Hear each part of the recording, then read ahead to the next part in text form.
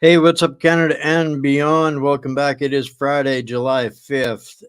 Do you know what's going on in clown world? Well, there is a never-ending assault to our senses and our sanity. As you guys are, if you're familiar with the channel here, every Friday we get Bryce, our financial whisperer, to come on and talk about things that are not financial advice, but the kind of the underground, the scuttlebutt, the water cooler talk, all of the things that do impact the financial world. And just before, I wanted to make that disclaimer and take a second here to explain to you guys that the difference between some of what we talk about and actual financial advice. If you want the actual financial advice, the place you go is whatsupcanada.org, and you'll see up in the top here, if you can see my mouse, a precious metals sign. You can click that, or you can come down here and you can click on the link there, and it's going to take you to this page right here, and that is where you give them your information, and you're going to get a call from one of the guys, and then you guys can get to the heart of what you need to know with some real financial advice, including Mr. Bryce Wade, one of the all-stars of the team over there at New World Precious Metals. And so the reason why we do this show, and I wanted to just kind of chew on this for a minute when we're getting started here, because we're getting a lot of new people. People are finding us in alternative platforms. People are more interested in finding out and figuring out what's coming, what they can do about it, and where they can go. So this is kind of where we digest some of the insanity that's out there and kind of try to help them the noise make sense, at least, so that people, wherever they are, whatever they need to do, they at least have some clarity on what they're doing, whether it's with us or with New World Precious Metals or anywhere else out there. This is becoming a more and more of a priority worldwide. So this is why we do this. This is us giving back to you the best, stuff that we can sort out to help it make sense. So what's going mad in clown worlds today, this week, Bryce? I know we talked a little bit. There's a couple of things that we're going to start to do on the show here with giving some, tracking metrics just for conversation's sake around the water cooler. So we're going to dive into that here and including everything else in there. So from this point on, it's the ball's in your court, Bryce. Where do you want to start with some of the metrics and explain the changes, or some of the insanity and go to the metrics? No, we'll start with some of the metrics. So I want to show everybody kind of what's happening in gold and silver right now. I'm going to start doing this weekly. So this will kind of be one of the things that, so I make predictions, say, hey, this could happen in the future. Well, what is the actual fallout in gold and silver? That's what we're known for. So what does that actually look like, right? And so you can see here that we're at basically just under 2,400. So the last peak that we hit was 2,450 or 2,460, I think. But 2,400 is a major kind of ceiling that we kind of hit, that like everything fell back down to under 2,400. And so when I did my first podcast online with I think it was Odessa Orlowitz back in November, gold was 1,850. And that's where it bottomed out at. So it went up to about 1,900, just under 2,000, went back down to 1,850, and it bounced off from 1,850, and now we're at 2,400. So in the last $550 by my hillbilly math. Exactly. And so that's gone up more or less, what is that, 30 odd percent, right? And so just today, So just today, and from Wednesday was actually a little bit more. So just today, it's up 1.33%. That's quite a bit for gold. Usually, gold doesn't move more than about 0.5%, usually 1% at the most per day. And that's a lot for gold to move. And so the other big thing that's happened is with with silver. And so silver is kind of a barometer for what else is happening in the economy. In a specific sense, is that the silver is an industrial demand material, and it gets used so anything military, like super high end military, they use a lot of silver because it's a higher it has a better conductivity, right? Yep. And so silver is kind of the poor man's gold, if you will. And don't take that the wrong way. I put all of my money into silver because it's a better value right now. Although there's lots of value in gold too, I think there's a better value in gold because of the ratio. Or sorry, in silver because of the ratio, Huh. right? And I can get into that if you want. But this went up 2.2% today, and since Wednesday, sorry, I'll show you this. So since Wednesday, which is basically here, it was at 2029, and so it's up $2 or about roughly 7% in 3 days. That's a big move for silver, right? That's quite a bit.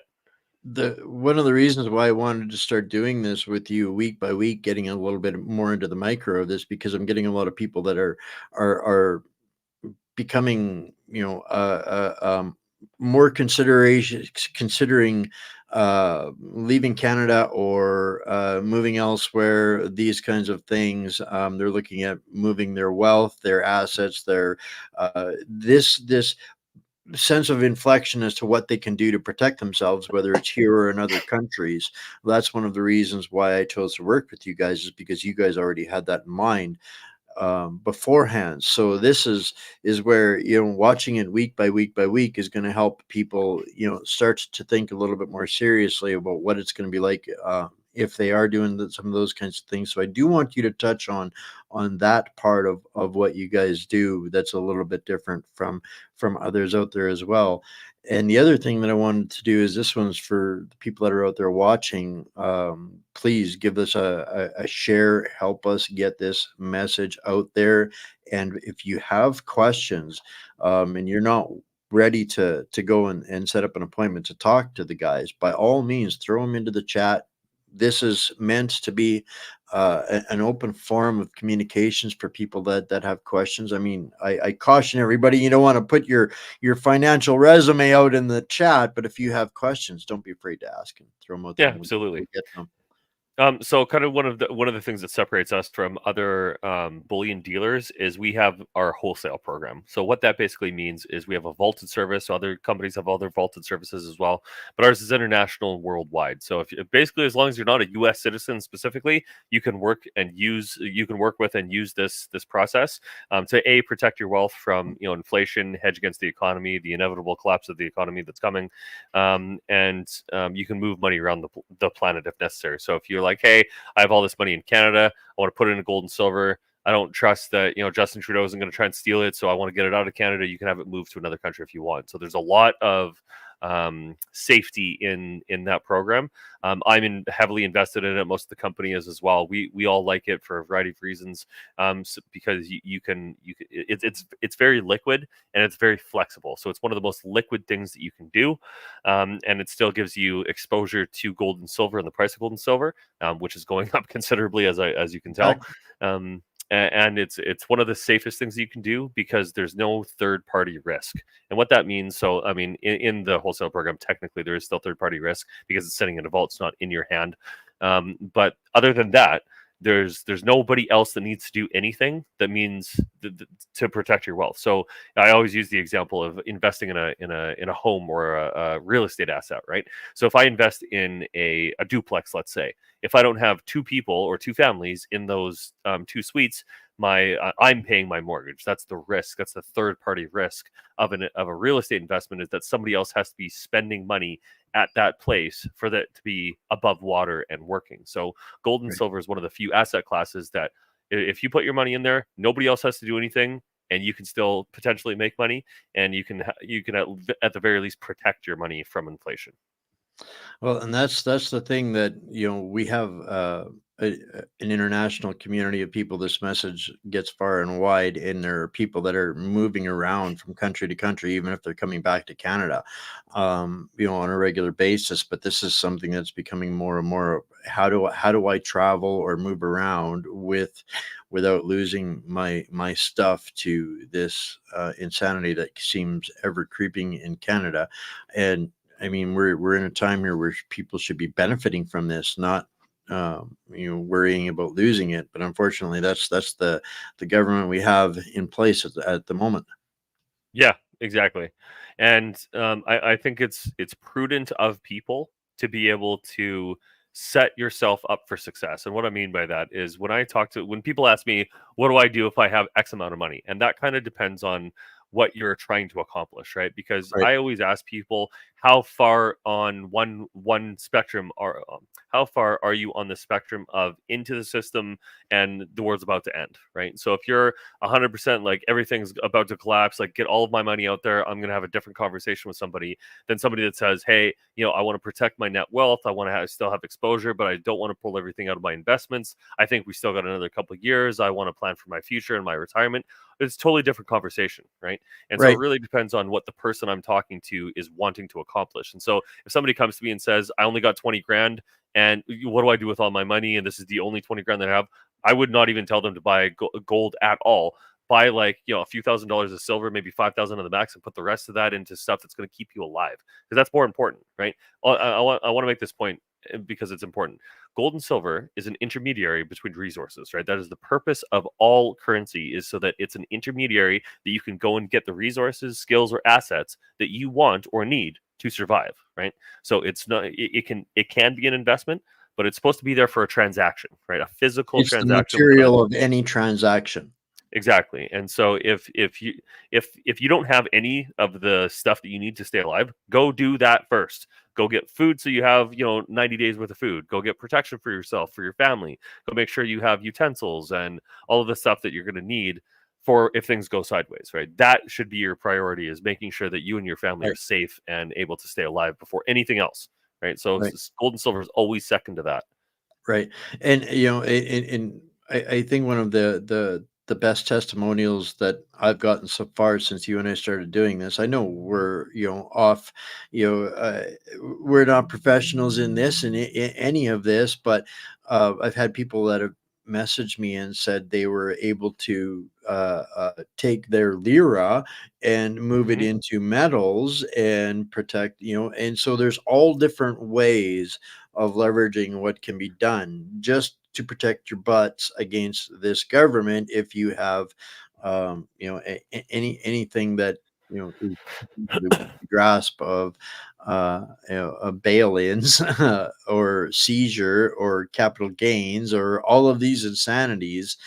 These are things that people are more, they're looking for a lot of answers like that. And this isn't the person that this isn't the kind of information that the person that's looking for the $20, $25, coin or purchase, silver purchase, the $50 purchase, that kind of thing. There's all Hmm. kinds of great places out there where guys can go and do that. But this is fundamentally, we're at a point in our economy and our situation here in Canada where this is going to be fundamentally important to moving forward, regardless of what happens over the next year of our political landscape.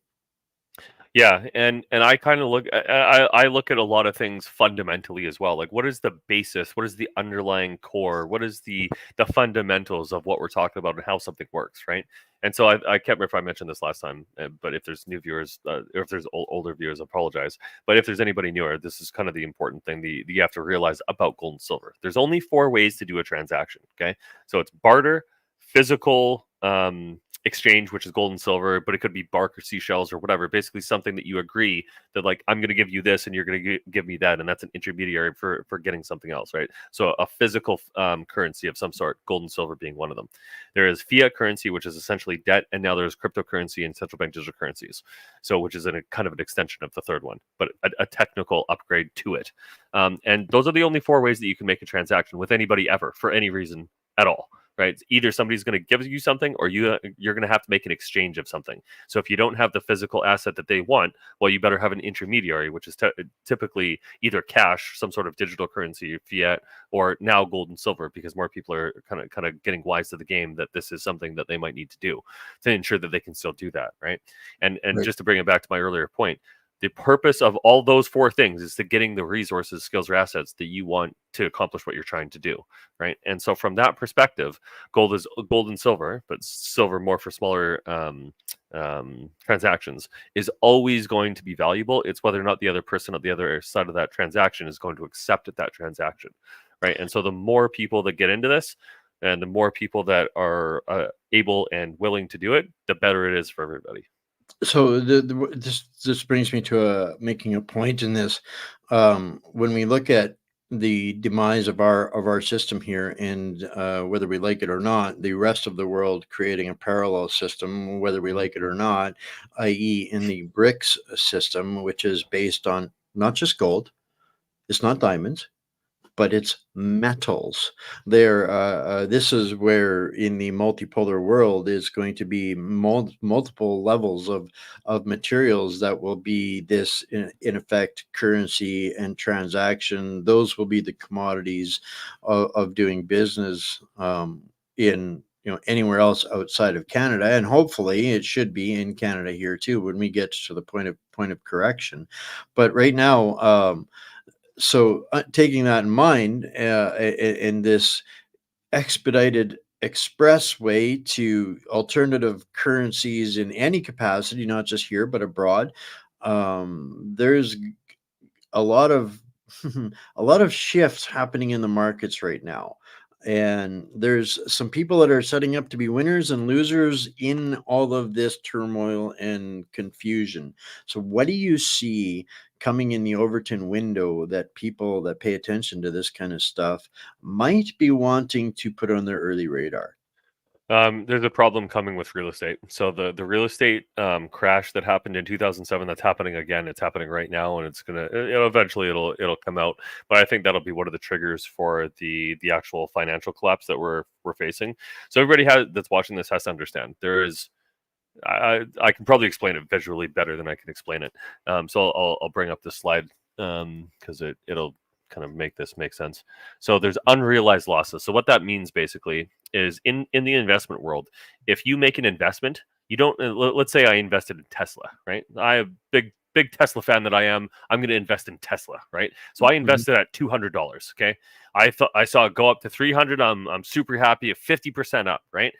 Elon Musk says some ridiculous nonsense. The FEC comes after him or whatever. It drops to 150, right? So I've lost $50. So that's an unrealized loss, and I only get that loss if I sell, right? So if I Right, don't sell, I don't incur that loss. I'm right. I'm I'm below, but I haven't actually taken that loss. I've invested, so my money's still there, right? So And I that's haven't taken that loss. that's that expression underwater on their mortgage. Exactly. And so what that means, and this is happening all across China right now, is that they have overbuilt ungodly amounts of real estate. So say there's enough space for 1 billion people to live. Well, they're estimating there's actually more than that, but they're estimating that they've overbuilt by 1 billion units.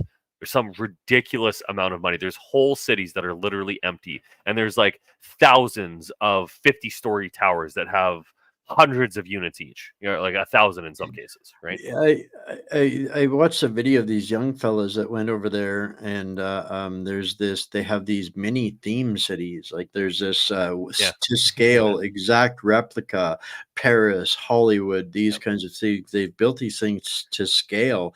They are monumental. They are would cost trillions of dollars to build here, and they're ghost towns.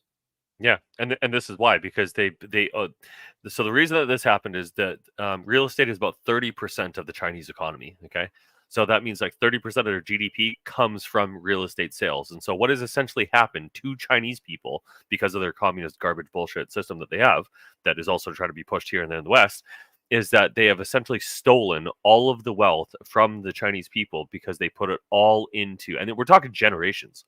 Like Right. I live in Vancouver. This is Vancouver behind me. This is the third most expensive place on the planet to buy real estate. Okay, Beijing's number one, right? And then that's in relation to how much money per capita, not per capita, how much money average income as a multiple of the price of the property, right? So for here, the average salary is like, I think like 80K or 100K or something like that, but it's $1 million, right? So that's basically a 10x. Let's say if it's 100K, let's just call it 100K to make the math easy. So if the real estate's a million and my average income is 100K, it's 10x my income to buy something.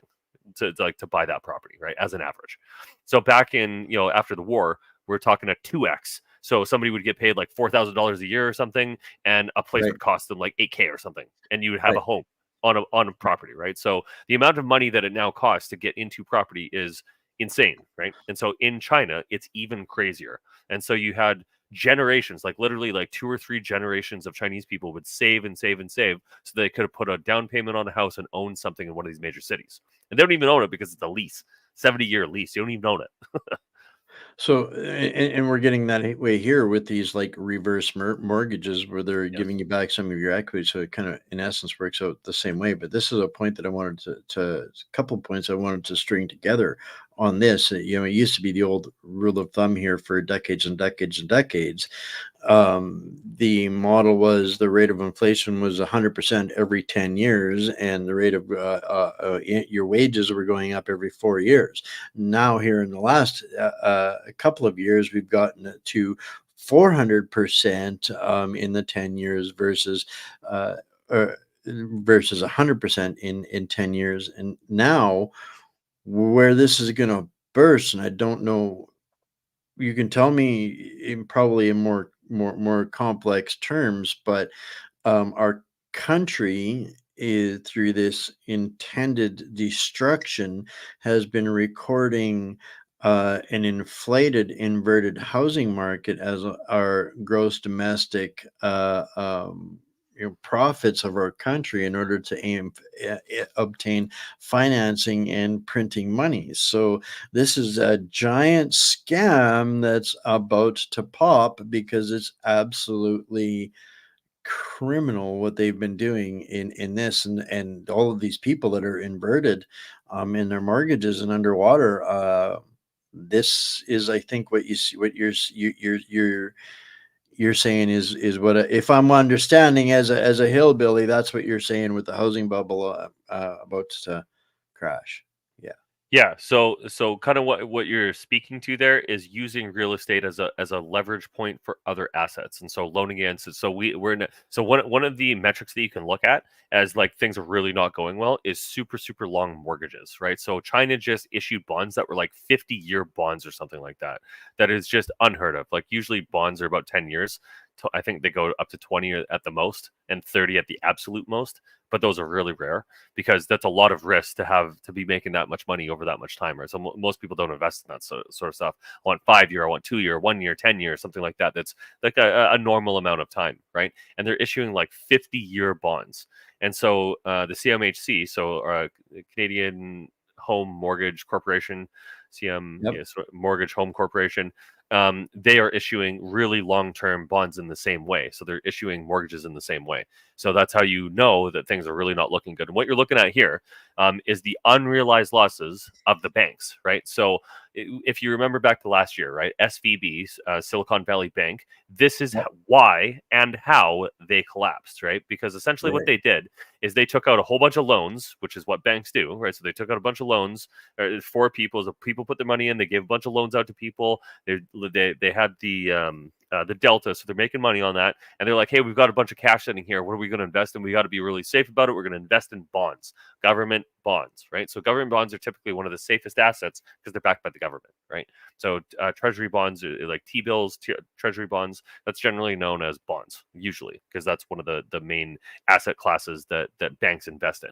And so for a long time, because of where interest rates were, they were making money hand over fist on those, right? Even though they were really low interest rates. That's what the delta is. That's the difference, the arbitrage of how much it costs you and how much you're charging out for it, and how much you make on it, right?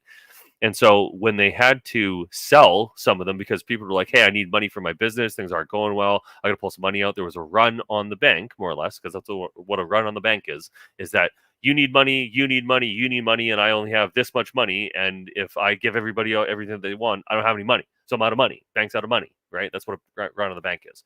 And so when they had those unrealized losses on their bonds, they had to start selling those bonds at a loss. And so they had to raise a bunch of money. They're like, hey, we got to raise a bunch of money because we just got to stabilize a bit. And everybody's like, you got to raise money? Whoa, whoa, whoa. Pull everything out of there, which made a run on the bank, which caused, and this all stems from the bonds, right? So if I have a bond that's now not worth as much money because there's new bonds that have a higher interest rates, well, why would I buy your garbage secondhand bond when I get Right. 4 times as much money on a new bond? So your bonds are garbage, bro. I'm not going to buy them at that much of a premium. So you got to give me less money. I'll buy them for less, and then I get more money, right? And that's how the market works in the bond market. Okay. So Mort's girl's got a good question here, and we're going to kind of get to that in just a second, because I think the other question that I had kind of prepared for this, and what you've just given us there, is the perfect segue to that. I'm getting across my early warning, the banking watch, the threat level to collapse on a scale of 1 to 10. How long? And this is my question: how long do you think before the 1 to 10 scale, where we're at now, and before the dominoes start to fall, which I think is ultimately at the end, would answer Mort's question, just to set up to Mort's question at a more micro scale, because I think there's probably going to be some geolocated places where the dominoes are going to fall first, and the impact's going to be felt first with the banking that is inevitable to crash, exactly like you've showed us there. Yeah, so I'll answer that in 3 parts, kind of where the history is, what we can look at as a comparison that you can go back and look at yourself, what happened at those times, then kind of tell you what's happening now, and then end off with the specific part of that question, which is where and how bad. So first of all, you can look at the history of this. So where did we have banking collapses in the past? What was happening at the time? What metrics can we look at? And what was the what ultimately happened at those times, which is a I'd collapse, like right? to say Venezuela, but they won't let us see that. Yeah, no, we can look way closer and have way better data than that. So the last couple times that this has happened in recent memory was 2001 and 2007, 2007, 2008. So basically, that was the dot-com bomb and the global financial crisis, right? And so what I'm showing you here is these unrealized losses. These are from real estate mostly. So a lot of mortgages are underwater, meaning the commercial real estate. So commercial real estate is all underwater. So when you have a commercial real estate, there's what's known as a cap rate. So a cap rate basically means how much did it cost me to purchase or build, and how much can I rent it out, and as a percentage of what I invested, what is my yearly profit on that property. So that's what a cap rate is, more or less, is what's my profit margin on that property. So a good cap rate is typically in the neighborhood of 4 to 8%, somewhere in there. Really good ones are typically really 6 to 8%. Really bad ones are 4% or below, right? And so a lot of the real estate in Vancouver has been running at 2, 3, 4%, something like Right, that for years, because it's so expensive, right? And right, so that was before the pandemic, and now because inflation has gone up, there's been a whole bunch of businesses go out of business. They're not using as much office spaces they needed to. There's a lot of people working from home now. Offices just got obliterated in the West because people are wanting to work from home now. We've totally changed how the economy operates, right? And so if right, there's not enough people in these offices to warrant the company having them, well, it's an expense that is now not providing an asset. So you get rid of it. So you sell off and get rid of a whole bunch of these assets, right? And so commercial real estate is usually a 5-year fixed term. It can be variable sometimes too, but a lot of them are 5-year term.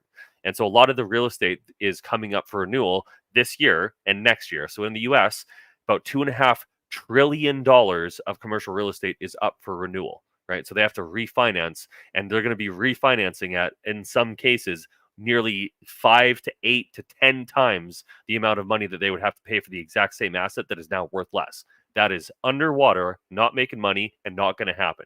And so you're already starting to see that all over the US. So the property market, that asset class of commercial real estate has a big problem. That's kind of a quick overview of what that is. So what happens if, let me just finish this point, then yeah, I'll hand yeah, it back to you.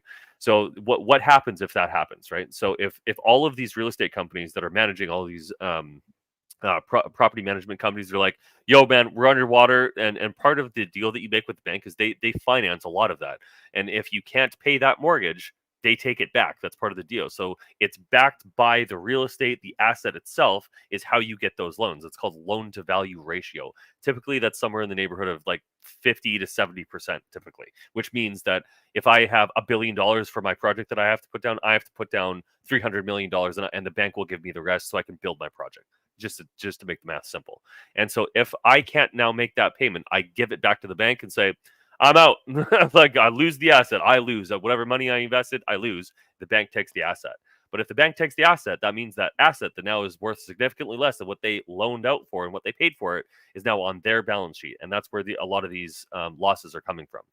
And so what that means in easy to understand terms is the banks are in trouble. And that's just one instance, and there's dozens of others. But that's an easy one for everybody to understand, because that's essentially what this chart is showing. Across the entire economy, all of their asset classes, all of their investments, they're underwater for a lot of those stuff. And the only reason that that they haven't collapsed yet is because there was a funding system that was created last year when SVB collapsed, so that banks could use that as a funding source and not have to realize those losses at a loss. Let me try that again. So they didn't have to sell assets at a loss and realize those unrealized losses. So that's kind of a quick overview as one of the problems. So, and so this is me putting that together here in Canada, understanding the manufactured destabilization and the intent to have everybody's property foreclosed upon and given away to basically ultimately to BlackRock and these companies, so that they can make sure that they go back into circulation, so that they're not empty. They're not just empty vacancies and house all the newcomers. Da da da da da da da da da. All of that, whatever you want to get into the sideways of that. But that's literally where we have our government steering us, and there's apparently a communique between Justin Trudeau and somebody else stating pretty much all of that. So they're intentionally destroying us so that they can turn over all of these assets into these development and management firms. Yeah, because the ultimate goal is central bank digital currencies. That's the ultimate goal, right? The ultimate goal is total control, direct total control of everybody and everything that is on this planet, and their ability to decide where it goes and what it does, and what it does when it goes there, right? And so, from that perspective, this makes total sense, right? And I've said this multiple times on this podcast as well, is that if this system that we currently have is working fine, and I'm happy, and I'm going to work, and my family's okay, and I've got food and everything's working, I don't need whatever nonsense bullshit that you're putting forward to replace all the stuff that I already have if it's already working. And so they have to have this system break down so that we're desperate for the solution, right? That's the only way that we're gonna accept this clearly worse for us deal if the current deal that we have ain't working no more, right? Well, And so, yeah, go ahead. yeah, the only way universal basic income works is with them controlling, managing property, housing, every last micro metric. Child food programs turn into child 3 times a day programs. You're no longer even in control of what your child is eating. You don't get to go 15 minutes away from your community. They'll bring what you need by drone and drop it off for you, for make sure that you're not responsible enough.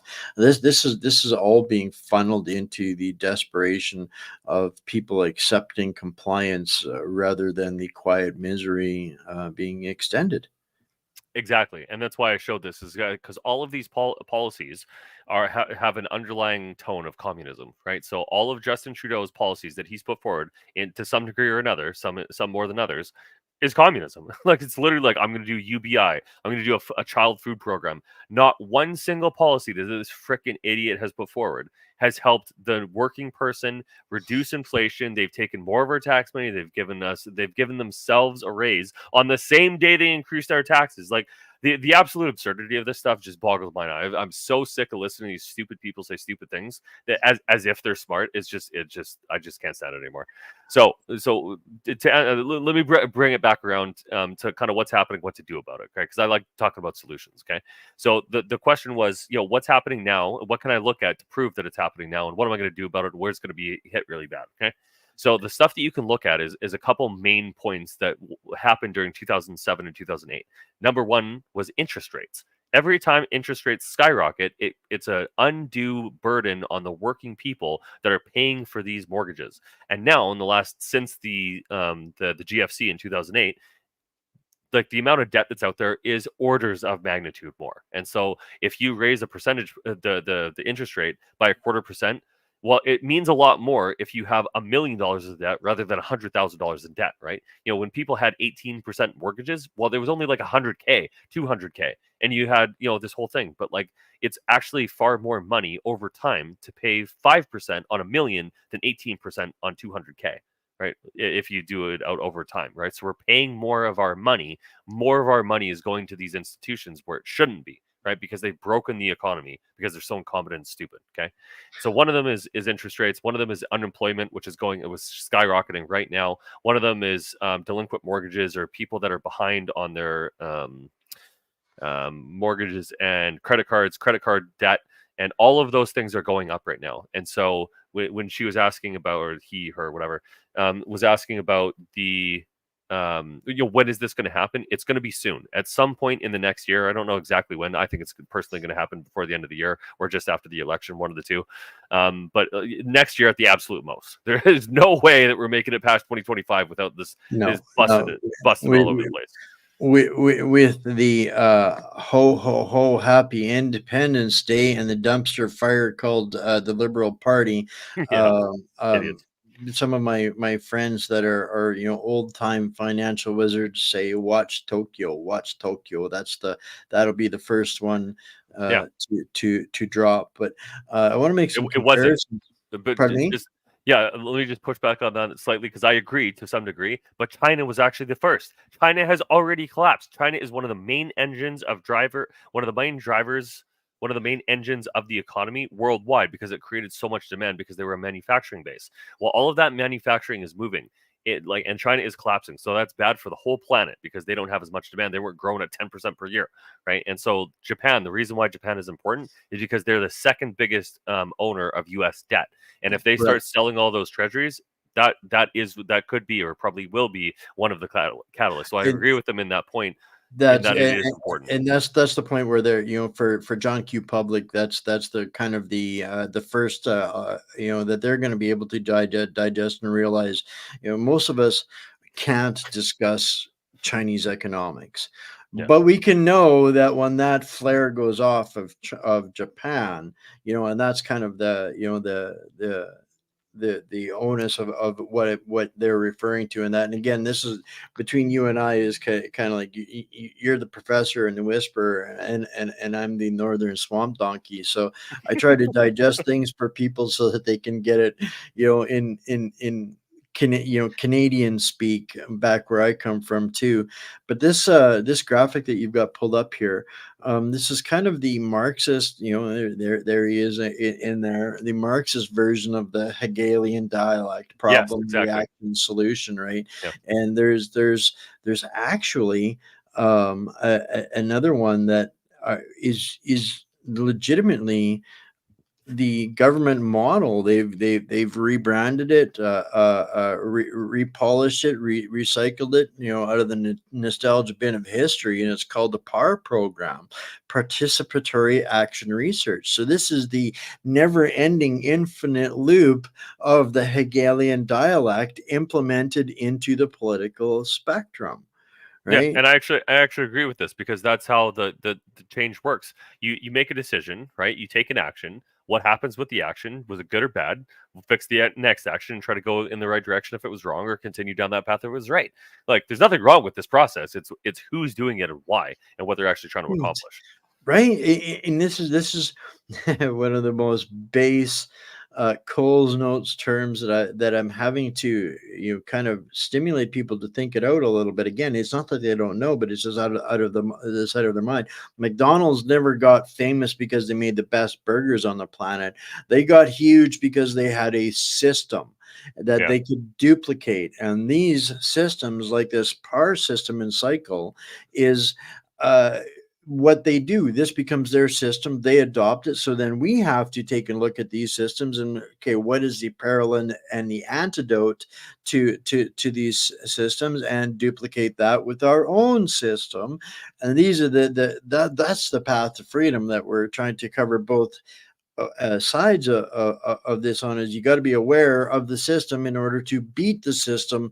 And this is the legitimate system that you can argue with their darn language in public at any point in time, because this is right off of their research data that I uncovered in one of those blockbuster shows that we've been doing 5 days a week, Monday to Friday, 6 p.m. Central. Shameless plug. Yeah. Hey, man, got to do it sometimes. And this is kind of the point that I want to impart on people, is that there are people that are organized that are working against your interests. That you personally, not you and your family, like you personally, they're like you in particular, bro. Screw you, right? There are people out there that are doing that, right? And so how are you going to fight against that? How to work against that? Well, you have to be organized, and you have to be cognizant and aware of what you're doing and why and what's happening to you, right? And so a lot of what the stuff that I try to talk about is what is happening and what are we going to do about it, right? And so this process that I kind of devised is a simple 5-step process, right? Questions, answers, actions, results, choices. You have to make the choices, but what choice is the best choice, right? What action is going to take me closer to the result that I want? Well, I need to ask questions to get the answers so I can determine what that is, right? It all starts with questions and it all ends with results, right? And so ultimately you have to make choices, right? And so one of the things, and to bring it back to the original question that was asked, what is the area that's going to be damaged the most, right? And why, right? And so what you can look at and what you're looking for is overvalued assets, right? Because eventually when assets get crazy expensive, again, eventually they got to come down, right? And the last time this happened in this way was 2007. What happened to property prices? Well, they fell, 20, 30%. But in the Depression, everything fell 80%, right? So Right. what we're looking at is a bubble of all bubbles, an all asset bubble where everything will crash in The value. mother of all bubbles, It by design, to bankrupt not just the country but every civilization. individual Yes. within it. Interesting story that I hadn't uh, actually heard before, but I read about it today, and if I thought about it, I'd have pulled it up. But we hear often about the American Constitution and the men that created it, the 36 men that signed it, or 39 men that signed it, and Hmm. all of the parallels, all of the danger, all of the political strife of the day was exactly in parallel to what we're going through here right now. And at the end of the day, those guys that wrote one of the greatest living documents in human history Yep. all got financially destroyed and Yeah. left in ruin for doing the right thing for their country. They served their country And their family. and their families. Yeah, it's in crazy crazy how we don't realize the history, wash, rinse, repeat of history, and where we're at here right now. And this is something I managed to sneak onto Facebook today earlier, Bryce. It was funny. They won't let me stream any of my What's Up Canada stuff there whatsoever, but I managed to realize that through a VPN on my mobile device, I could still go live on my What's Up Canada page on Facebook, where we've got 30 some thousand people that have been basically left behind because of the censorship. And Hmm. one of the things that I'm really encouraging people um, to think about over the coming days, and I want people to think about it and come back to their feedback to this. People are starting to answer the question about does Canada have an identity that Trudeau tried to gaslight us with. And yes, we do have an identity. We even have our own language. English is not the same in Canada as it is in the US or in the UK or any other English speaking country. Hmm. And we have to own these things. And this got me thinking. No do to boot it. Right, right. Eh? So we need to evolve, and this got me thinking about the difference of freedom and what freedom are we fighting for, because so often I see people, they want to fight for the life that we had 10 years ago, which I ask them, was that just not a slightly more convenient form of slavery? Don't we want absolute and real freedom? So Yeah, we this want is way better where than that garbage, bro. we have to stop fighting for an old version of slavery and start making freedom as Canadians actually deserve. Yeah, I agree. And that ends, that happens when we start to embrace outside of the box thinking, outside of the theater thinking, getting back to, like those 5 rules of change that you have. It's funny, coincidentally, because I have the 5 rules of thumb that I roll by. Will this matter in 5 hours, 5 days, 5 weeks, 5 months, 5 years, and budget my energy and resources appropriately and Yep. make the decisions that take me to that. So ultimately, we're still kind of, this is one of the great things about this. We're saying the same thing, but in different ways. And these are the things that we need to unite upon, and saying the same in essence. When we're building freedom, it's even better than fighting for freedom. Who wants to fight all the time? That is negative, and it is nasty, and it is dark, and you'll But spend your necessary. whole day being, and unnecessary, exactly, unnecessary. Necessary. No, necessary. Absolutely. You got to fight for freedom, bro. Well, we have to fight, but we have to fight smarter, not harder. We have to I agree. fight like Iceland did and take control, and have a few people that are brave enough to do what those men in America did, generations ago, because that's the kind of freedom we need to be fighting for, by building that kind of freedom rather than fighting for the slavery that was just slightly more comfortable than the slavery they have right now, and the nightmare of the slavery that people finally are starting to see coming. Right? Make sense?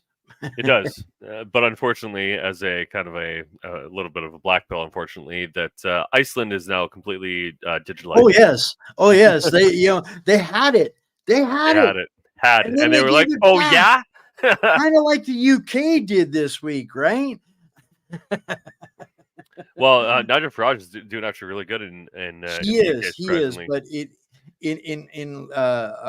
that was a testament to how big the fix was in, because they got one horrible globalist to a even worse, bigger, boring, programmed globalist, and but at least Nigel's close enough to bite this globalist in the heels every time he opens his mouth, which is something Sunak didn't really have. So there's Yeah. absolute Sunak progress was in that. none of those people were conservatives, and this is why for a long time, like the Yeah. conservatives really pissed me off for a long time because you're like, bro, you're not even you're just the same people with a different color. I've so much had enough of these people that are just like, They're bound by yeah, the this is same me. Like, oh, just they're no bound more, by the man, no same more. contracts regardless of color.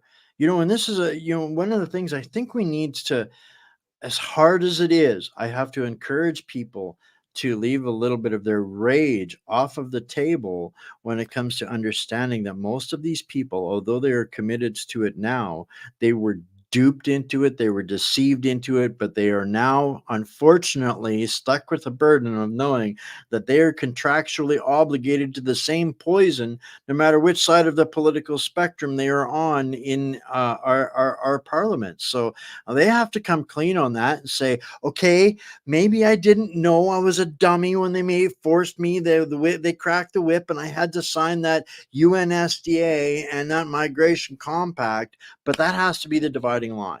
That has Yeah. to be the separation. Those two Well, documents right there alone, and they have to come clean on that. This year has to be the fundamental change. Otherwise, we don't get an opportunity to move forward and break the system. Well, and this is kind of my ultimate point that I try to get people to understand is that, we have an opportunity now because we're aware of these issues to force change, right? 100%. We have an opportunity to force change. Are we going to take that opportunity? I don't know. I'm not completely one way or the other yet. I hope we do. We probably won't, but we have the opportunity, right? And if we push hard enough and enough people get wise to the game and say, "Yo, enough is enough. This guy's lying to me. This guy's a corrupt piece of shit. He's got to go," or he, her, whatever, doesn't really It's matter. But it, like, it's It's But got to be more now. Right now, this year is absolutely critical this in my year, it mind. has to Here, be this year. it has to be this year, and here's why I'm going to say this. It has to move. When we look at, for me, from my perspective, Bill C-11, Bill C-18, and the from the time of implementation and being passed, whether the conservatives argued them or not is irrelevant. Yep. The treasonous organization that has control through their coalition or alliance has implemented these policies. It Yep. didn't really hit. It didn't really hurt. Well, now the fire is being lit. Bill C-18 is starting to hurt really, really hard. And they're using the exact same process to do Bill C-63, Yeah. which, Exactly. given the time, it's in final reading, could get royal assent this year, which Yeah. means we have less than 1 year from the time they get to that point to there is not a single live streaming podcaster free in Canada anywhere from coast to coast in this country. And there isn't a snowball's hope of hell of anybody moving the political dial or affecting the winds of political change. It has to be right here, right now, before we get to any of those kinds of things.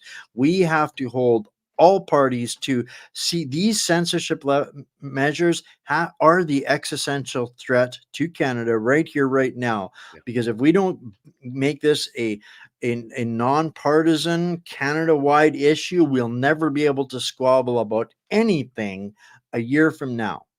Yeah, exactly, and that's why I try to go to the conservative events and talk about this stuff because I've really had enough of people like not talking about this, all this stupid bullshit that people are talking about. Like, it's just I've literally had enough, bro. And if we don't have an election this year and kick Trudeau out, like the fact that this idiot can even still be putting forward legislation after being accused of treason and all of the corruption, all of the stupid shit this guy's done. It's unbelievable that this guy is even allowed to put forward legislation at all, especially when they're already been proven to have acted unconstitutionally. These people should have resigned, but tyrants never resign.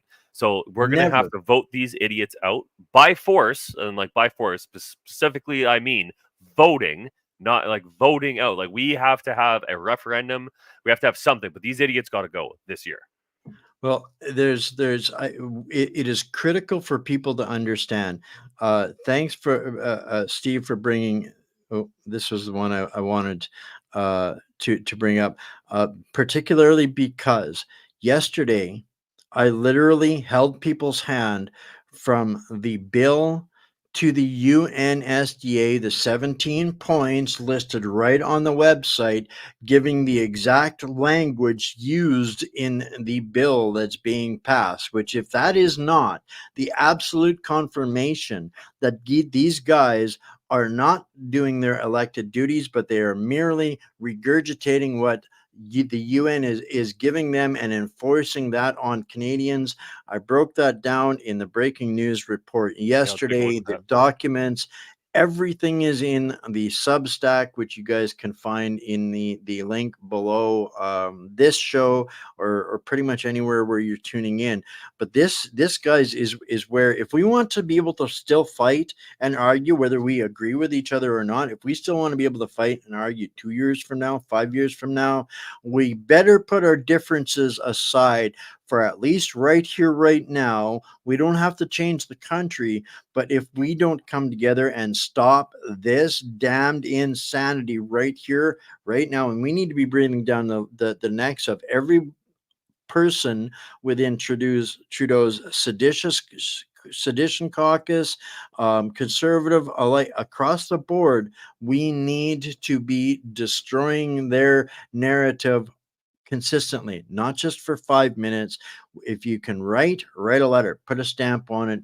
This thing is the critical danger to Canada right now, and we got to get in front of it collectively. Sorry for railing on this, but there are so many people that don't understand the contractual obligation and the danger that UNSDA put us in. And whether people are, this is the time in history where anybody whose name on there is on those documents because they were duped into it, come clean now, and the people will support you to fight it back. It's not enough for Pierre to say he will revoke Bill C-63. He needs to get rid of it all, and we have to force him to do that right now, not Right now. next year, right now.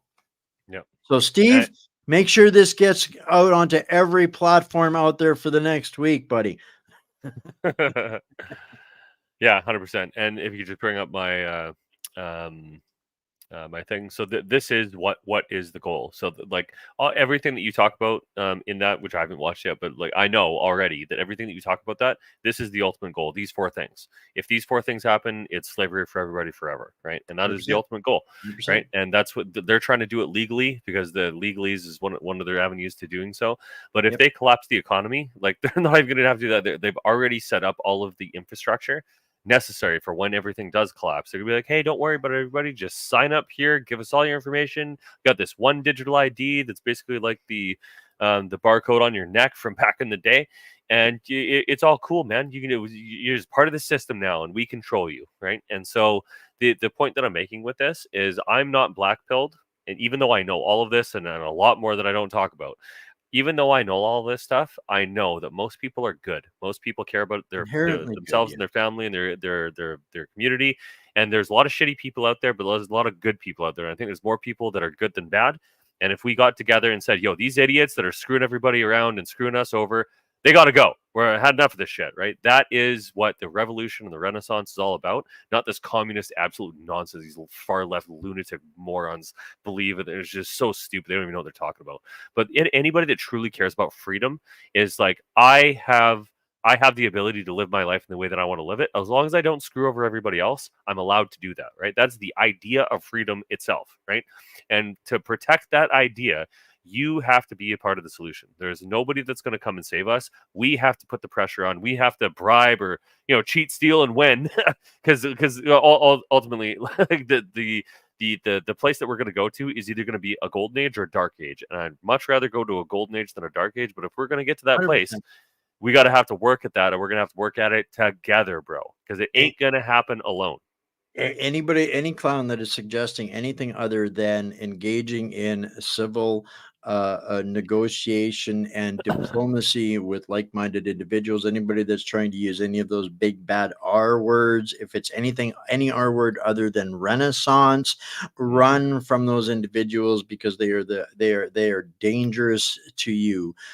We are just now getting to the point where we are hitting the Overton window of change, and this is why they are crushing us so hard with the censorship, because their propaganda does not work with an equal or an opposite amount of censorship. So the more censorship that they're hammering on us, it makes me smile. It's like, here, hold my beer, adapt, improvise, and overcome, because I have faith in the people. Exactly that. And when we get to the point where people can put away the petty differences, the soap operas, and get together behind real, clear, and present dangers like Bill C-63, and they can start to get advanced warning when they get out of the censorship and get back into communicating on alternative platforms. You'll find some great suggestions on the Substack for that as well, but it makes us more difficult to frame and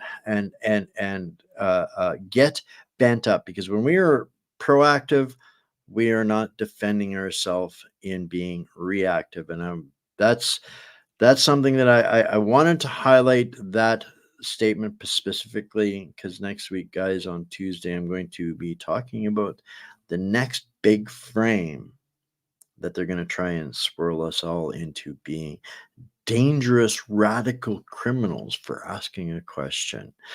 So, yeah. Not the criminals that are actually doing crime, not those criminals, just people asking questions. Those are real. This is the real threat to democracy, man. People asking questions. Don't trust those people, man. Just trust us that are telling you what's right and wrong.